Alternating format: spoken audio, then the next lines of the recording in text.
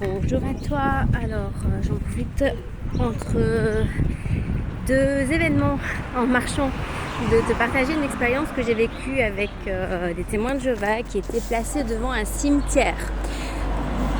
Alors, il faut savoir que maintenant, les témoins de Jéhovah font quasiment plus de porte-à-porte. Ils font beaucoup de prospection en faisant pas grand-chose, c'est-à-dire en se mettant derrière une pancarte.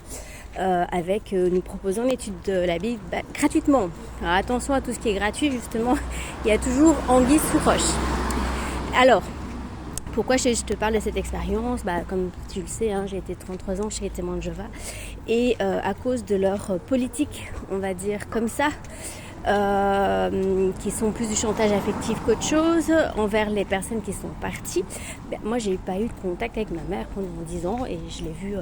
J'ai eu la chance d'aller à son enterrement. Je te mettrai l'explication de comment ça s'est passé dans la.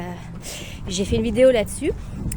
Et donc ici, je vois deux femmes, une en jupe, en robe, comme on l'était à l'époque quand on allait faire la prédication, et l'autre en pantalon.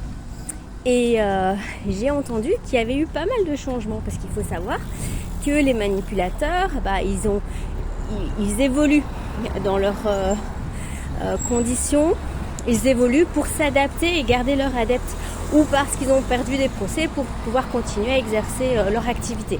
C'est pas une évolution qui est une évolution spirituelle sincère, c'est une évolution d'adaptation qui est même dangereuse parce que finalement, avec cette évolution, on se rend plus compte qu'ils sont autant manipulateurs.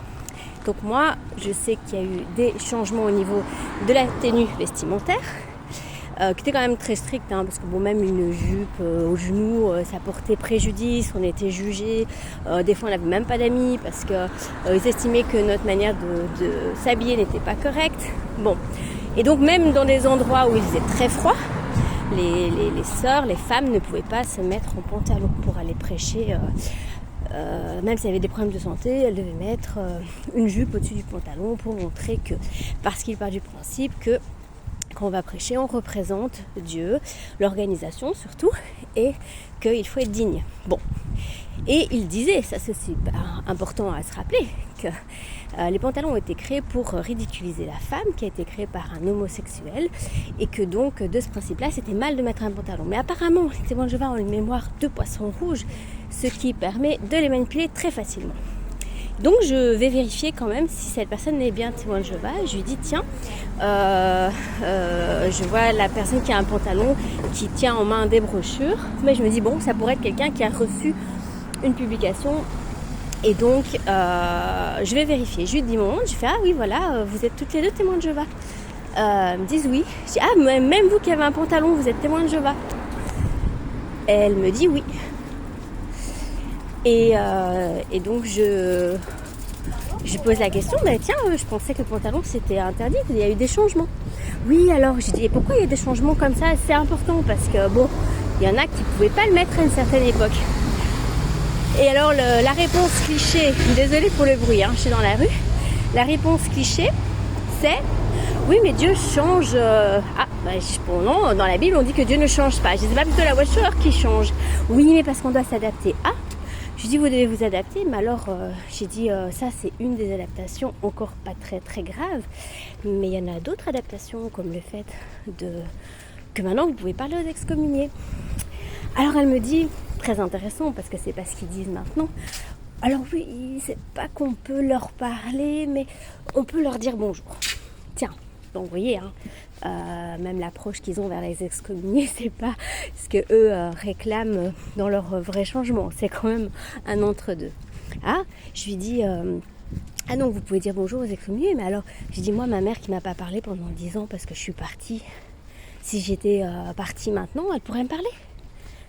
J'ai dit c'est pas très juste parce que finalement j'ai dit en faisant ces adaptations là et en vous assouplissant vous oubliez toutes les personnes qui ont été victimes de ces injustices. Voilà, donc je suis partie en leur disant mais finalement moi maintenant j'ai des tatouages, bientôt je vais pouvoir fumer en étant témoin de Jéhovah si ça continue. Oh non quand même pas à ce point là. J'ai dit pourquoi pas, parce que finalement vous vous adaptez. Alors je leur ai bien fait comprendre que l'adaptation pour moi, est très hypocrite et injuste envers les personnes qui ont même été excommuniés, hein, parce qu'il y a des gens, parce qu'ils ont parlé avec des excommuniés, ont été aussi excommuniés. Mais ça, ils ont la mémoire courte, hein, pour tout ça. Voilà, donc j'aurais dit, c'est fou parce que vous pensez que c'est Dieu qui... Vous dites que Dieu ne change pas, mais la Watchtower, elle change tout le temps, en fait, d'avis. Pour des gens qui sont inspirés par Dieu, c'est fou quand même.